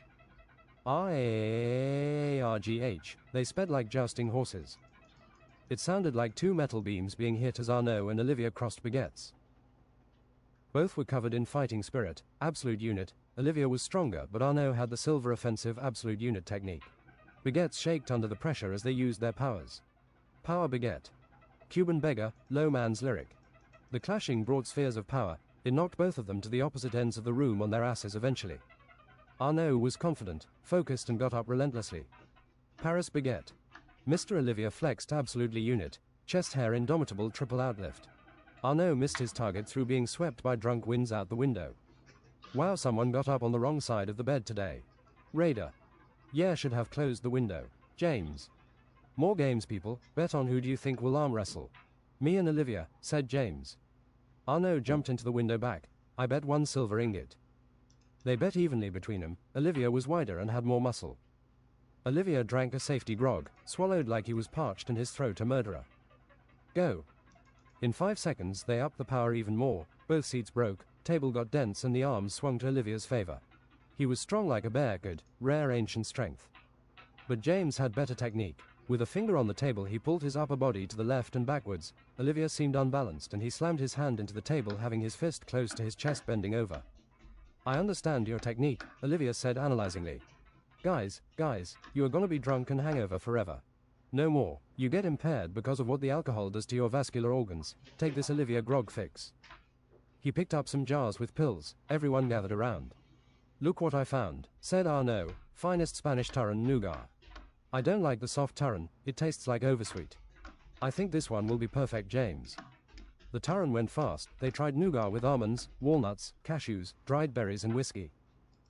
You know this is worth a lot, even if it doesn't sell as much as gold, said James with a kind of sorrow in this voice. I shall stash it next to the gold. Raid the pantry, raiders. You're worth a lot in my book for this, horned lassie, said James. You showed us food. James' voice was loving and mesmerized, looking in the distance. I wanted to taste these things out of reach too, said the succubus cutely. She kissed him long on the cheek. I just hope we don't face the clown. Enter labyrinth of generous agony. We're still in the circle of lust, gentlemen, said James intelligently. So what is going to happen? We're going to be drawn towards agony and danger through lust. At 5 entrances into the labyrinth stood 20 succubus. Greeting, gentlemen, said a gorgeous half-demon, welcome to the labyrinth. You can see minus the Minotaur, of course. He might have some relatives. Take some of us with you to guide you through the right way. Sabrina whispered sexily to James. I don't think we can trust a single one. It's not about using their knowledge. Follow me, I know bits and pieces. James went to the least attractive succubus. What do you say? Another 40 minutes. With speech impediment, she said, furthest right. Many succubus seemed interested in following them, like with obsessive movement. Do you know what might fare in that tunnel? They said. Jens had made an ice wall and they slid down and away from them. They came upon 3 ways, one looking swampy, one thorny and one blazing. The thorny one only hurts you a little bit. Take that one, said Sabrina. Is it the right way? Said a raider with a Viking beard. Most of them crossed paths again in the middle. The raiders changed armor and used spells against the thorny hedges. I'll jump and see our route, said Arnaud. He jumped and hit a magical roof enough to break his neck. That's not gonna work, and don't disrespect the gardener of all these hedges. James used his psychic powers to sense, plotting succubus behind them and hot and cold routes ahead. Now what way? Some succubus flew and landed next to them. They were looking angel-like, dreamy of your consciousness. Take these 2 routes, both are fine. Come this way and we might include you in our sexy maximum mattress. The party was getting afflicted and lightheaded. Pink succubus Seth. It's true there might be some sexy time, but they will execute you in a cannon afterwards. Back off, said James, we know your mirage. Do you think we're going to break theatrics? One said honestly. You have a betrayer amongst your ranks, how ironic. Once again James' words made people directly attack Sabrina. Arnaud deflected immolation strikes and magic with his baguette Kita shield. James stomped the ground with impact magic, pulling the succubus off their feet. Jens had froze them with butt magic thus. 1,000 refrigerators filled with cerveza crystal. I don't remember this well, said Sabrina. Stay thorny maybe. And so they did. They found a burning soul, Alexandria. This is a soul that did everything right in her religion and ways of living, but she wanted someone else. She cheated on whom she knew could be turned. She never had control over her lust. You can join our raid and maybe we can find a way out for you. Let me guess, Satan won't let you out. I cannot stop my longing, I think. I am hopeless, but now I am grey and clay-colored, a zombie of weakness. Yeah, this isn't worthy of hell, said Arnaud. We shall heal you. Of course you can control yourself, said James. Some people think they can't. Look, press this lightning rod, it will zap you to your senses whenever you need it. Can you punish yourself when you need to? Of course, she said solemnly. Then you can control yourself. Punishment looked easy for you. Being healed, she turned into a graceful white-dressed woman looking Greek, feminine and ancient. I escaped the wrath of my sister right before I died, said Alexandria. What do you think she is lying about, said Arnaud to James. They all lie. A woman like her, revenge in relationships maybe, they play an advanced game. She was an ancient soul reincarnated almost maximum times. Later upon Thorny Exit and Fiery Coast. A male succubus. I exist for women and gay joyful men. Satan plows not like God. He looked like Chernobog, 2 horns going up then sharp backwards, grey, dark red and black colored skin in different layers. The muscles were more like layered steel, almost forged into a weapon. 2% body fat, so every one of his rather small muscles were grainy and gritty. He was sleek with large legs and 3 times 1 decimeter clawed feet and 1 heel back, like a chicken. You cannot help us and want to leave hell. You can buy me for a prize, he said coldly and logically. I will tell you the correct route next maybe. Here's some cigars, Turin nougat and cheese from Satan's own personal pantry. And a not very heavy gold ingot, seduced James. Go left, he said. Where does the coast lead? If you have a sturdy enough boat to a land beyond death and time, another plane. The left route turned right and they saw a lustful succubus charming the pants off of a tortured soul. This gang rapist did more than one thing illegal, said the succubus. He relied on fear to get where he wanted, including here. This man will do a righteous deed but take revenge when someone corners him. He only understands punishment as he dealt for snitchers. The man did not react to them in his evil simple world in truth. You know what? Carry on, said Arnaud. I have had more than my fill of this. We're not going to take everyone on this hell longboat. Fine. James enjoyed playing along. Take this Turin nougat, you didn't see us. I can feel the exit from here, said James spiritually, but it need be complicated to go ever straight. Let's test the labyrinth, said Arnaud and twacked with his baguette. I have stored my farts in my small intestines for years for a moment like this. Sabrina threw up in her mouth. Are you sure you can do this? Said James. This ancient butt magic used to preserve power for when you get old or sick. Archean as of Anglian, power of modern and ancient. The fart made an earthquake with one vowel, everyone fell except for Arnaud. The one vowel was met with another fart. Unveil the truth, unleash. With the power of an atomic bomb, Jens had leveled the labyrinth about 90% in the direction James showed. It echoed in every wall and valley and awoke the gods above sleepy. A minotaur had turned the corner, his head exploded like C4 and he fell on his knees forwards. Now to climb over rubble in a straight direction. It smelled like garlic and yeast. Wow, it feels so nice to be gas-free after 20 years. Sabrina threw up and fainted as an empath. James caught her before she hit the ground. Arnaud threw up because Sabrina threw up. I learned some butt magic, Stefan said James conversationally. Might pick up more, he said, just like he wouldn't mind fate taking him any path on his shore boots. Ah, that is good, said Yensid. Nobody expects it. Another direction you can attack with. He stroked his wizard's beard. They saw interesting amounts of thorns, ivy, coal and bronze, ice hell and fire climbing over the labyrinth. Everyone that had been caught in the 90-degree blast had died. Some bodies stood feet left. There seemed to be an agility course over lava they had demolished. At the end of the labyrinth. You will not cheat, you won't get out of here in the first place. A giant, 7 meters high, ran towards them with grey crispy skin and a skinny build. It was Cleopatra, a lustful sinner. She still looked royal, with white lightweight clothes, golden ornaments and details, jewelry obvious and large. Maybe she wasn't just a prisoner of sin here. It's just a habit. She wore a crown 3 times wider than her head of gold and horns and leather. It was small at the back and front, almost like a pair of horns. She came and wiped the ground with her arms. It was a simple technique, but the crowd flew like specks. She couldn't hit James, he was a unit, but then she ferociously thought to grab him off the ground. He was not as heavy. With speed technique, the golem arm extended on a chain all the way to her face. What an impact. It sounded like a gunshot and hit like a mantis shrimp. Mantis shrimp is a kind of boxing shrimp unique for its vision, 250 colors and punches so fast and strong, they lit the surrounding water on fire at 300 kmph. It made Cleopatra flip in the air 1 volt and landed on her foot, 1 knee. Fiery, she went for James again swiftly, but James picked up her feet. They were not going anywhere. She pulled back, but James excavated the ground with his strength. He pushed her foot left, which threw her off balance and almost fell. Recovered with her other foot, James pulled back like a god and Cleopatra was pulled down her butt. Together James and Arnaud hit her in the face. Paris baguette. Superior stylos impact. Her feet flew high in the air from action and her face was dusted. Why do you have this cursed form, O goddess? Arnaud. I am eternally cursed for my sins, but my blood is royal like blue. But don't forget my body is a weapon unique from power and input and brains. She got up like a dancer and wheel kicked everyone.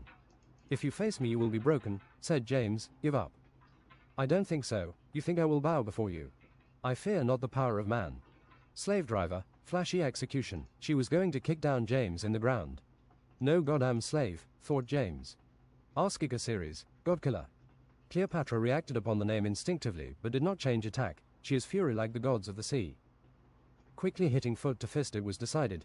Cleopatra, like getting hit by a 50 by 50 meter fist, flew into the horizon. The fiery punch left the air ablaze in circle and the surrounding rock landscape sooty.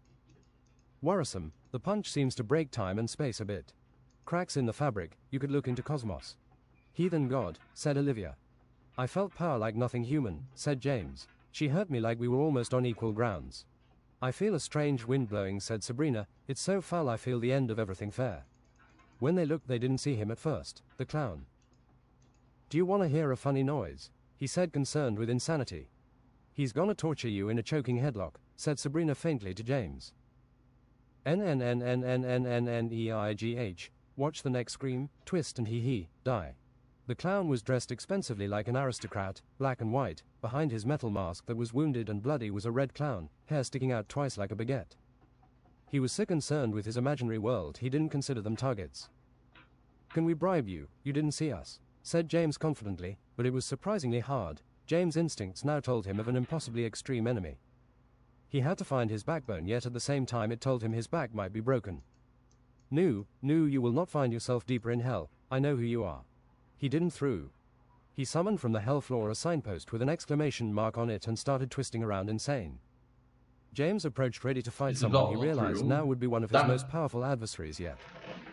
The clown sprinted with feet standing still and twacked so hard with the signpost James flew 2,000 meters per second back. Arnaud unleashed his cross baguette like it was equally dangerous. Another hit from the clown blocked by the baguette felt wild, but Arnaud was knocked back 4 meters, sliding on his feet. James felt strange as he regained his perception and flew of fiery feet back as quickly as he could.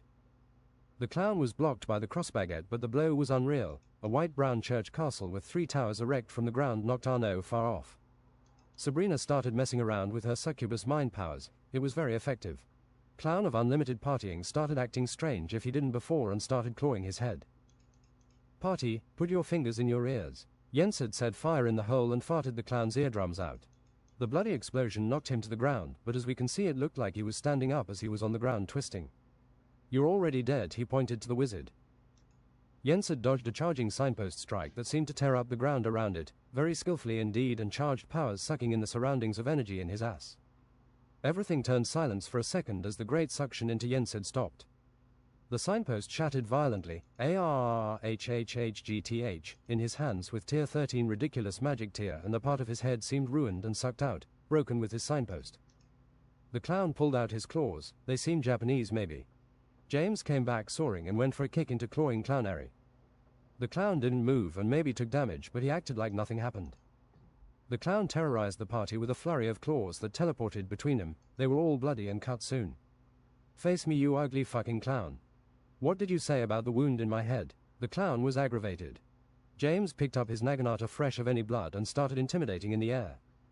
The flurry of claws like by a puppeteered ragdoll was met by James poking and deflecting. It was slightly too fast for his cat-like still reflexes to fight. Absolute unit, chest of Arnold Schwarzenegger. James turned Onyx black for 2 seconds as the clown clawed his chest, then went, Arabesque lightweight punch. The punch clearly made an impact for a second as the clown just tanked the attack. He lost his voice and gacked, spitting blood on one knee. Half his armor was smashed and revealed blackness. The clown took his time recovering from the punch, but then unfortunately started twitching and doing erratic bending of body parts. James' instincts flared. Like the howl of the insane moon, his enemy was several times stronger and more erratic now. RAARGH, the clown had summoned a hell train and had ran over James faster than he could react. Tears in the fabric of time and space-time revealed cosmos. James flexed. Absolute unit, crystalline ignotus.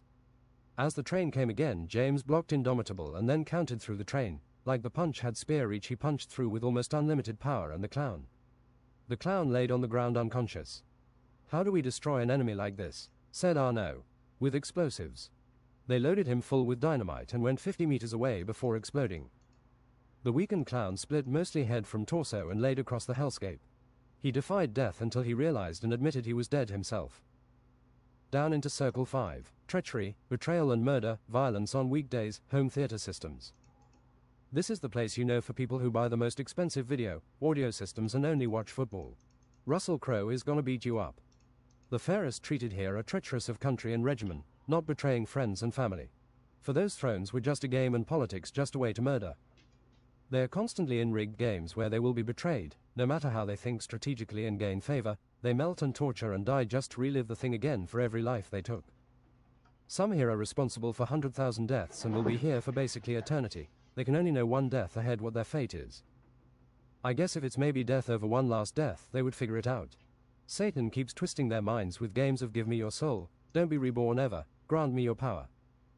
Hell is a special place for violent crime. You reap what you sow. Especially it is endless nights of fighting, running, draining you enough to want to die forever, Iron Maidens. To those who lived out violent crime lives, Satan sits on and bullies fair. He likes being the punishment of the wicked. There is no fairness for those that cannot control their anger. They are victims to alien faces they know they must please but are impossible and have the most fearsome nightmare consequences. Hunted by people they must make amends, but only works as far to motivate them there is a point. At the gate into the abyss, they came across one of the lords of hell, Asmodin. At Circle 5, they met Darji, a fox-like human with 9 tails, body-long tails designed to torture, one of the worst weapons of the gods. Greetings, Darji. She was cutting a man 1,000 times and lighting them on fire on her Pao-Lao. Adventures gather. I know of the war. She seems like the ISFP personality, the adventurer if you will. Completely unique world of feelings, harmonizing and morals, unique like the most beautiful painting, yet they're concerned with getting on, action. To live through their senses one more time, a fragile adventurer sometimes sturdy.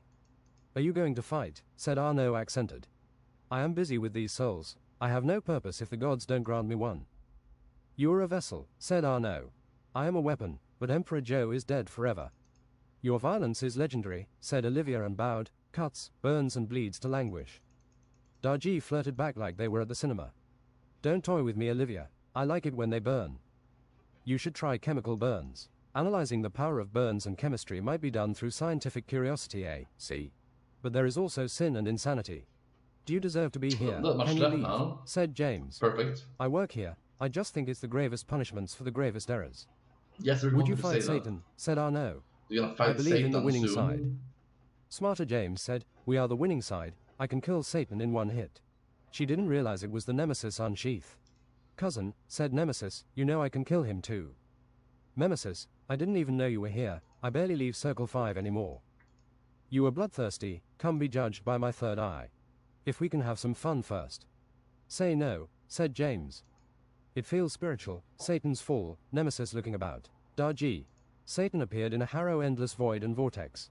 You won't believe what I say next. Satan. Fight us now. We're going to deepest hell double quick. None defied us, as my ancient's retribution. James. Satan thought they might not find my ancient weapons deeper down, see? Why would I fight you? I would escape your clutch just to annoy you. Fiddledick, black leprechaun, you fight like old people. Fuck your mom, James. Black leprechaun, that word has kept us down 400 years. I didn't mean it like that, Satan said in a neutral voice. Not even Satan as an ENTP is racist.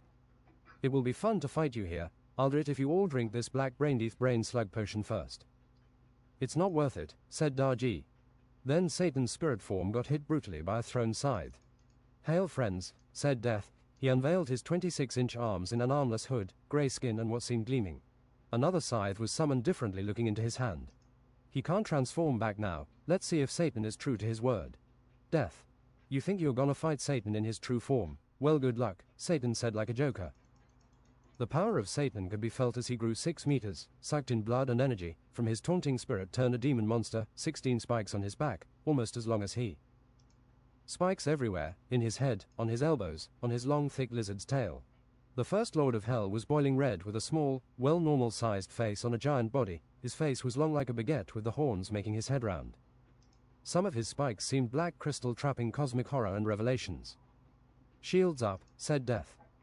Satan breathed fire like it was black lightning on everyone. Death saved them by sacrificing past victims of his. Then Satan stomped, making a ring of fire expand quickly that hit everyone not unlike a punch. Ready for this? James and Nemesis brought out their katanas and went for different knees, slicing gliding on their knees too.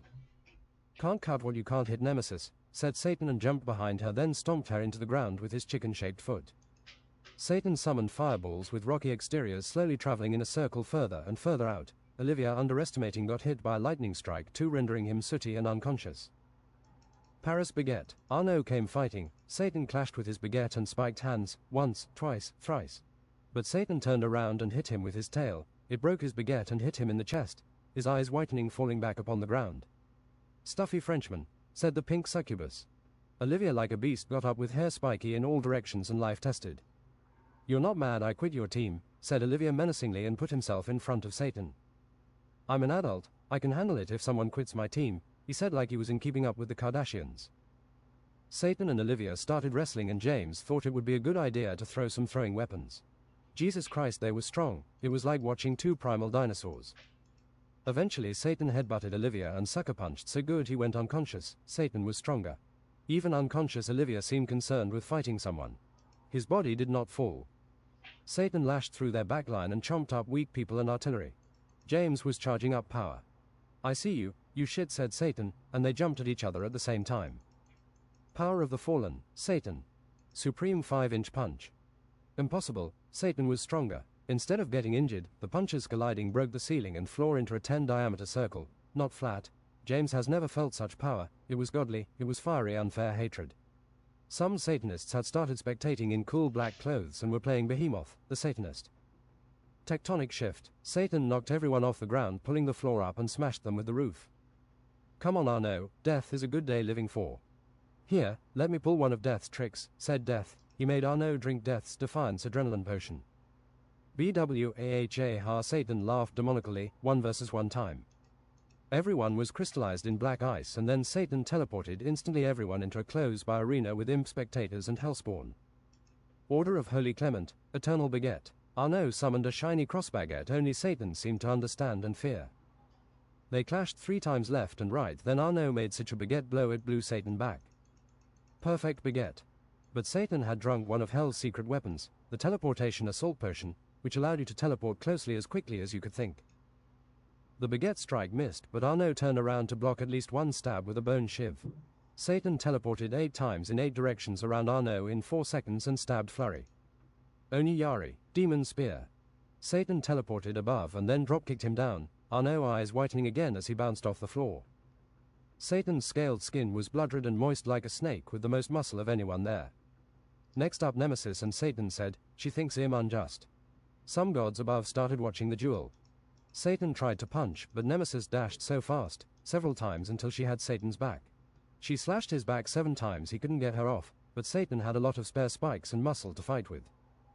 Once again she was out of patience, Nemesis' unholy strike speed technique. But Satan's cat-like mind and reflexes had put himself behind her. ARGH. Nemesis had been impaled in the stomach by his tail and had been raised high. James in retribution aura crushed his black crystal and took the hero's way of aid. The good always wins eventually, Satan, said James, and unleashed his pole arm and shield. You the dark shall disappear before the light, I have 1,000 lives of perfect samurai ready to strike you forever. I see your insecurities and fears like a buffet. Satan teleported forth an impossibly large sword. 6 meters by 1.5 meters jagged. Spare me, said James. Satan teleported above him and sat on his sword and tried to go for James' back. Absolutely unit, back of Ronnie. Teleporting and dropping onto James' back did not break his unit, but the sounds were maddening steel on steel that banged distorted and emitted a shockwave. They were both knocked around. Only Deathwish. Satan swung his 6-meter sword, but James, being even quicker than Satan, blocked with his shield. The blowback was absorbed with his surroundings sacrificed. Undying hate. Satan made a Satan cross on the ground in the middle of James with his foot, that then also made an expanding fire ring. James figured it would be lethal and turned into elemental spirit. Unholy strike Nemesis speed technique. By putting half his stamina into a sword of death, Satan's arms were sliced off. Then he channeled not normal in the moment power and crushed his 6-meter weapon. Surprised, Satan used an undead to make him permanent skeletal arms where it was.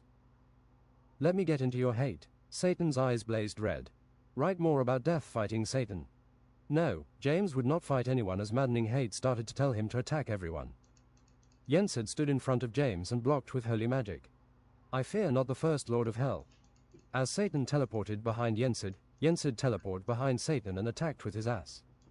Truest laser, sight of eternal and first book of ASS lore.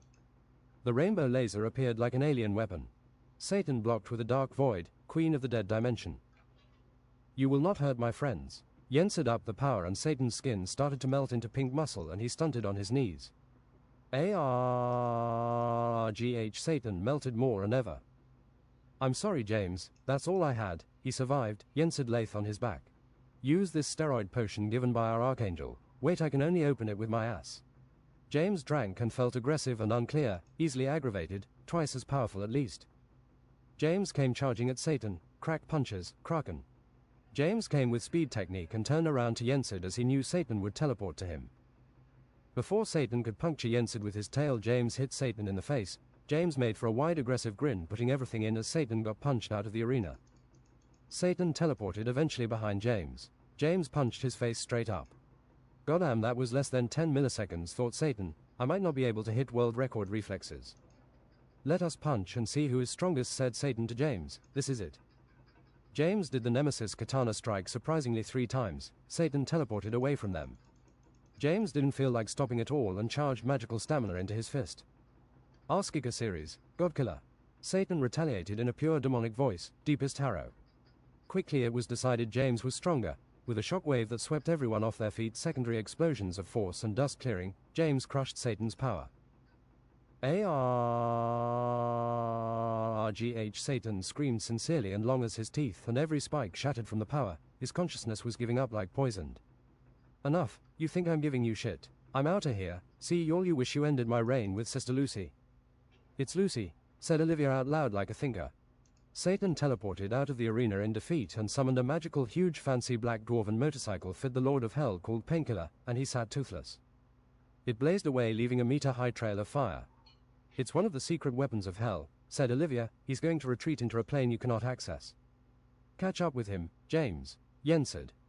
With speed technique, James ran like a gunshot, but as he came into groping range, Satan pushed a red button and the motorcycle sped 3 times as fast at least. James launched from the ground, but mostly forwards with rocket feet and wings of Leonardo. He needed to go faster. The motorcycle was still going into the horizon. He pushed more fire magic out of his feet turning into blue plasma cannons 1 meter in diameter.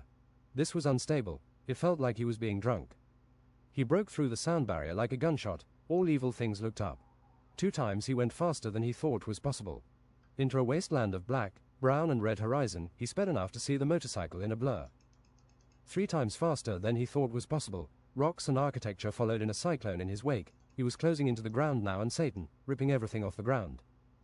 Symphony of a dying star. James crashed like Armageddon into thus, fist on his shoulder side. An explosion of 25 by 25 meters growing, threw everything in the air. Plates and hellscape. As he smashed through Satan's back, he died. Satan was dead. James carried his body back on the motorcycle he figured how to use from the future. Satan is dead. Long live the new queen of hell. She is right here. Darji had bored Lucy, a demon-looking supreme, sister to Satan in paralyzing, agonizing weave. Corruption from everything withered, lots of horns from demons and souls hovered slowly into the sky, back to limbo and the court of hell. This is the deal. You better run hell in an uncorrupted way, said Arnaud, or we will do this to every one of your family. Yensid, stab the drama. Yensid put his ass cheeks against the ear of an orc tide. Immediate judgment, farting unicorn, and blew the blood and gruesome brains out of the other ear of the orc. Do you know how excruciating this will be? She said, sweet yet psychotic. End of Hell chapter. The raiders procured weapons like the Atlantean sword and trident of deep godly angers. The motorcycle and pets of hell were considered. Many contraptions from Leonardo da Vinci. A magical treant. Indeed, James froze and cut out ingots of gold from circles of greed everyone carried. James would keep to the succubus, and in a crush she to him, he showed the outside world and explained to the evil. She would be enthralled by jobs and teaching you could do. A horde of agonizing hell population came with the group into the elevator leading from Circle 2 to 1. Understaffed Lucy had actually brought some angels from heaven to sort out all those people deserving to get out of hell, finally. They sat in the court with Ouroboros. He knew through this was not the time for him and just kept it about the people. Hilarious, Ouroboros said, as they exited. Satan died for his sins. He was never here for the staff. Will you grant us passage out? You are only cursed if you came in here dead, gentlemen. 7 days later. Alright, that's it. Now we have like 50 minutes of more music to be played.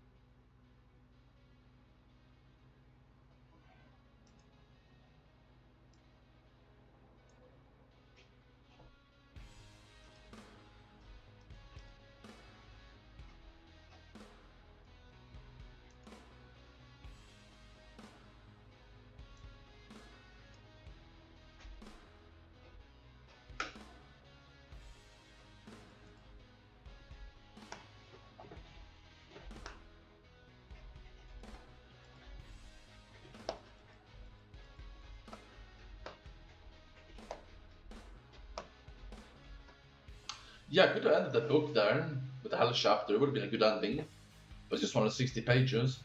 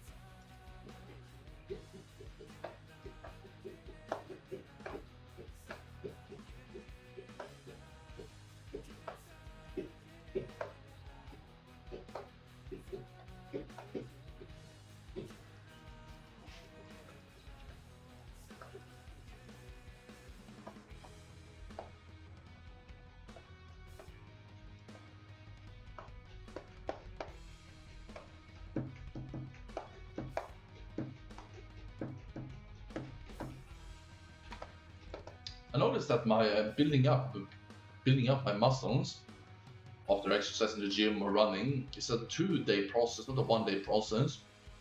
I have to eat 80 grams of protein the first and the second day, otherwise I lose previous gains, day 1 gains, you know. Just do your protein hunger. It's different.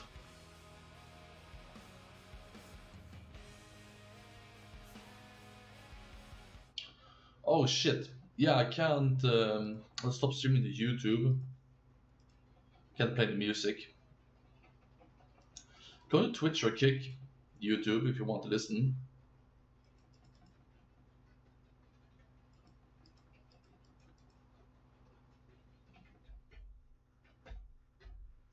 It's easy to make that mistake. No wonder people get strikes.